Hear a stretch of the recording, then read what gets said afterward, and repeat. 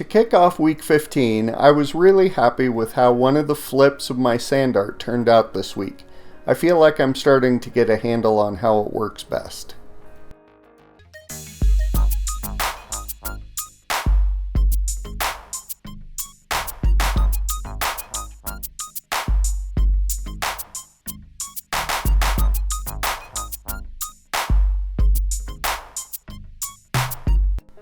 So this week we had a big national event on Monday that if I didn't cover it, they might take away my vlogging card.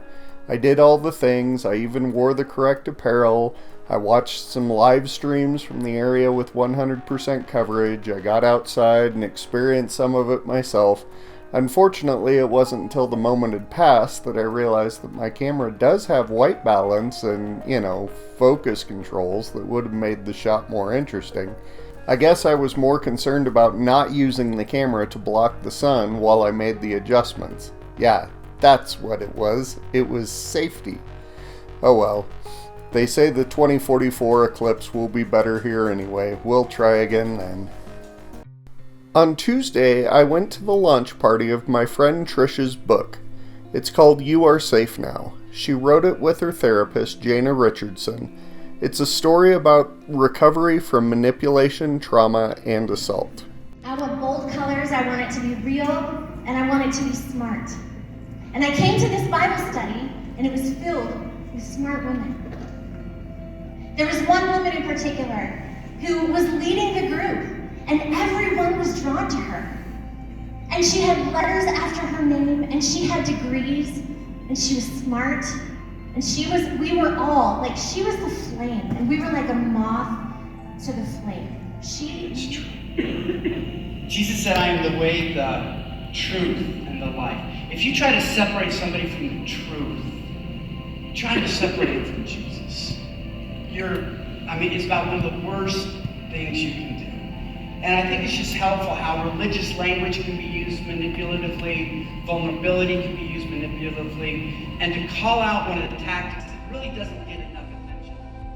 I've read all 5 of Tricia's other books, and I love them all for different reasons. It seems that this one's going to be a really tough story, but it's an important story. And I guarantee that it will be a well-written story. So thank you, Tricia, again for sharing your journey with us and offering help and hope to those who need it. Well, I'm excited to say that I read King of Faerie by A.J. Lancaster, the last in the Stariel series that I was so excited about, and my friend Enos got from Missouri. I was sad to see that my library system didn't have this series, but I'm glad I read it, and I would recommend it if you ever see it out there. I loved Hedda and her connection to Stariel. I felt like there was great character development for her and for her love interest, whose name just completely escaped me right now. And it was a great book. I read really fast, even for being very thick. So I would highly recommend it. There's a reason to believe you'll be okay. Wednesday night was the Collage Concert at school. All of the groups are connected with our performing arts department, but each of the acts rehearsed on their own time. Reach out your hand.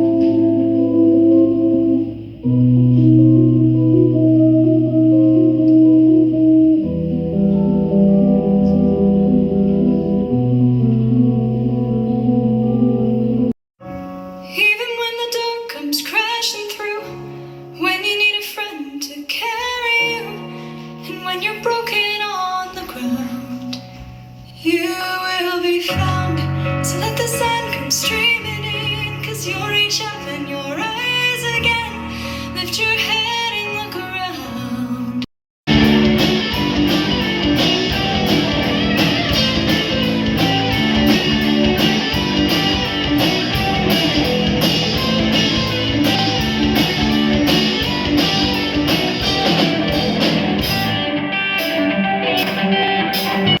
I just finished reading The Drowned Woods by Emily Lloyd-Jones for my Teen Reads for Grown-Ups book club. And I would say I gave it like 3.5 stars out of 5. If only Goodreads would let us do half stars.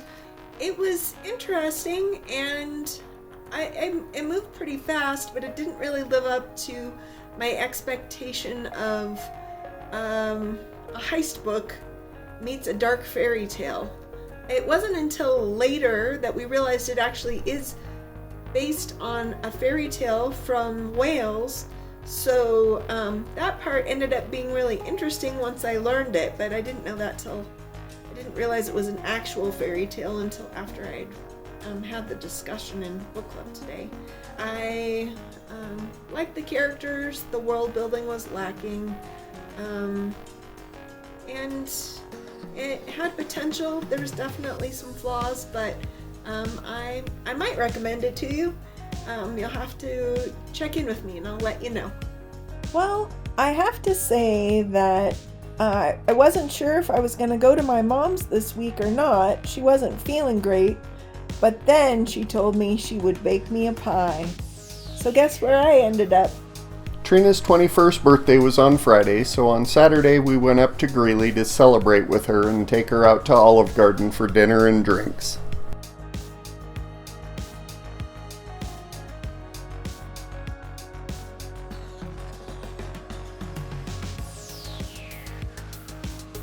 They also seated us in the bar area, so we were able to watch DU win the championship game. And not that we weren't already stuffed to the gills after Olive Garden, but of course you have to stop for dessert. And the weekend finished off by stopping off in Kersey for the local fundraiser.